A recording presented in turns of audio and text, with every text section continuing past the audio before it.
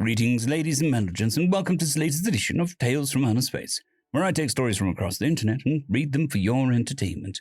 This particular story is called Predator and Prey, written by WegianWarrior. My ship hung silently in space, not quite drifting, while its sensors sucked up every stray photon, every little electromagnetic wiggle. I read in silence. Quietly, I flipped a page of the printout.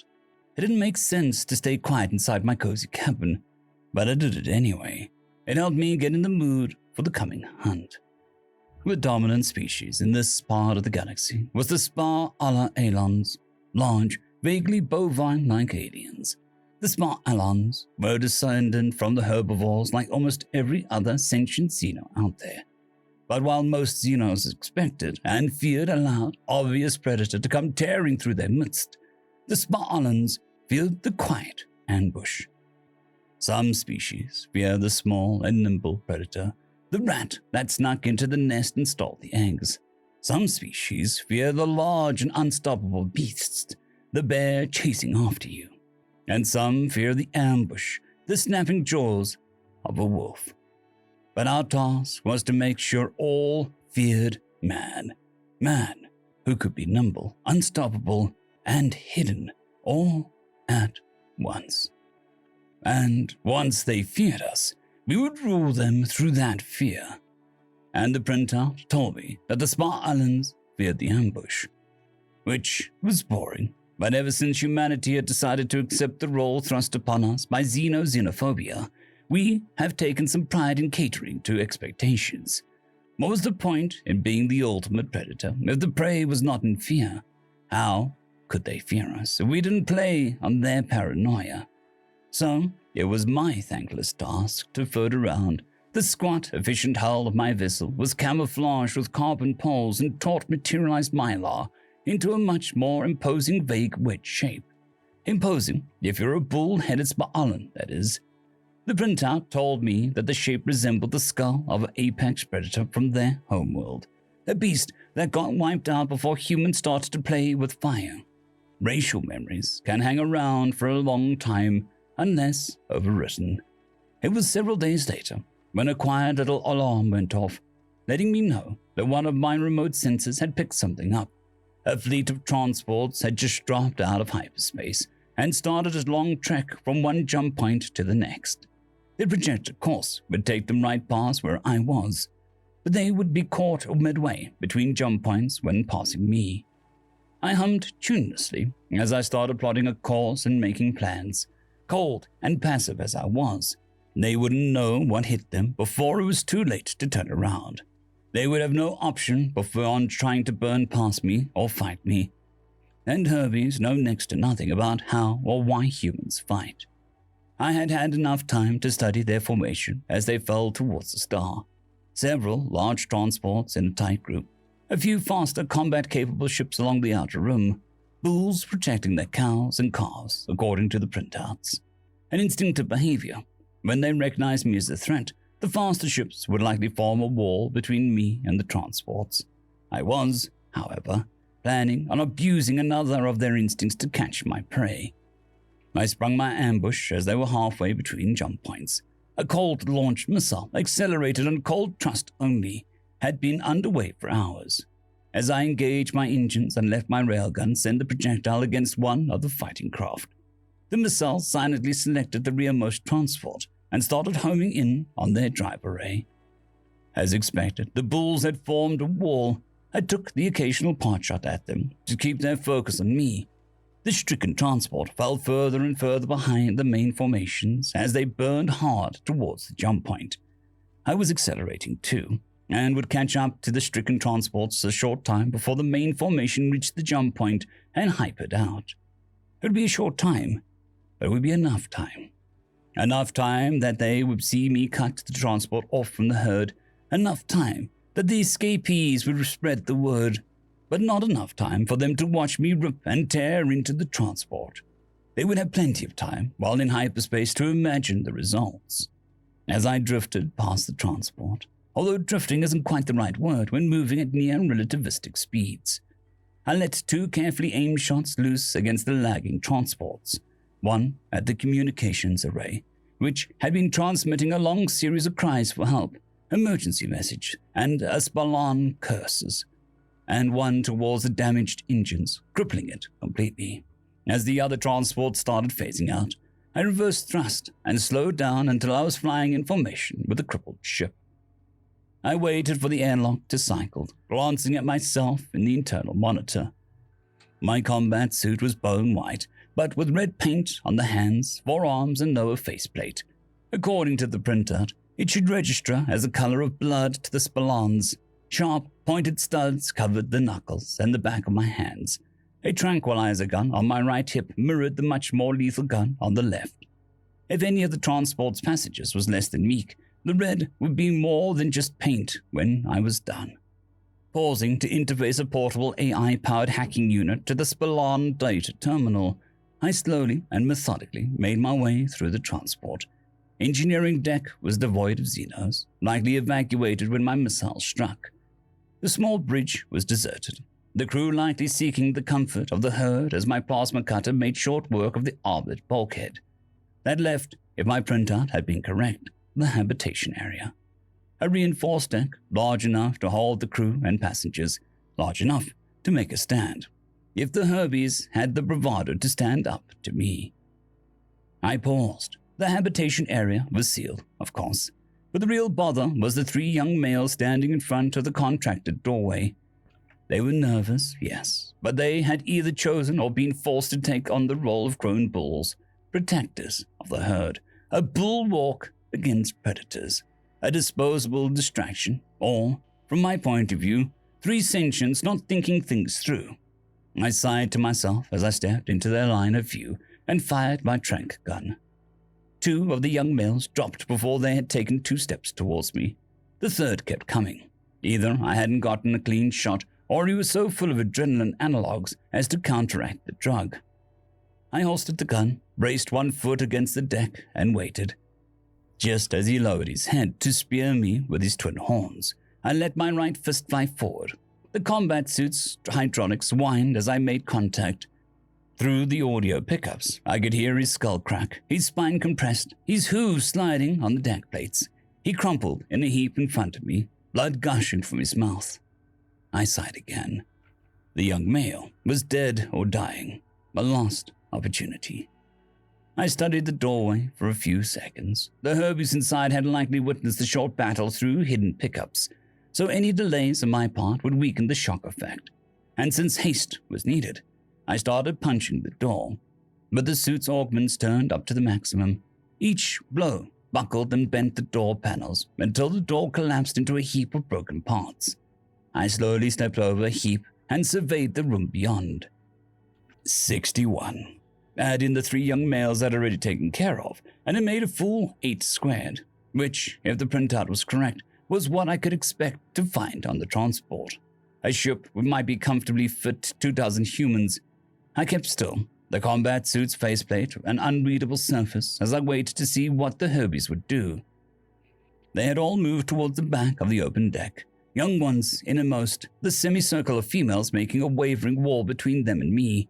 Through the microphone and amplifiers on my suit, I could hear their breathing and nervous movements. As I slowly started moving towards them, between food dispensers and discarded personal items, one of the females took a hesitant step forward from the group. There were 3 males. I considered her question. Perhaps they had not watched the short skirmish after all. 2 of them might survive a while longer.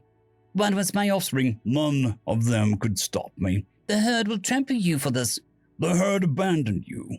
You are weak, the stragglers, the sick that are expendable. Each of my words made her shudder.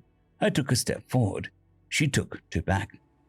You're human, are you not? I am man, yes. And you're just Herbies, just prey. That is all your kind of ever aspired to be. Meat-eater. Predator, but the herd will be back. Omnivore, to be pedantic. And they won't, not in time to help you, or at all. The weak, sick, and lame are sacrificed. It is the Herbie way, is it not? I brought her fist down on the computer terminal as she started to speak. It crumpled and caught fire in a most satisfactory way. They all stared at it as the fire alarm went off. No one moved, apart from some of the younglings cowering in the back of the group. You are prey that got caught. Your drives are down, your comms are down, your mainframe is compromised. You are dead meat talking, and if you all don't fall in line, life support is the next system to fail. How could you know that, Predator? I looked at her, still in front of the small herd, as if protecting him, or hoping to die first so she didn't have to watch the rest be butchered. Because, I said, in the suit's audio filters caught in the tone of my voice and made it more growling, I will destroy it myself. Meat keeps well in a vacuum, even if I prefer it on the hoof. The group shifted uneasily and angrily as I spoke, fear and anger at my words radiating off them like heat from an unshielded reactor core. A couple of the young bulls were eyeing each other and me as they shifted nervously. A little while later, with two more adolescent bulls laying tranked out on the deck, the rest of the group had been bullied into simmering, fearful quiet. I recognized their behavior. Don't provoke the beast, they each thought, and the beast might kill someone else first. Herbies, despite all their differences, they tend to be alike in many ways. A curt command got them to carry the 3 bodies from the hallway into the room. 2 of them, I assumed, would recover in a few hours. The last one would expire before that. Outwardly impassive, I cited to myself as the female who had dared speak to me kneeled by the soon-to-be body.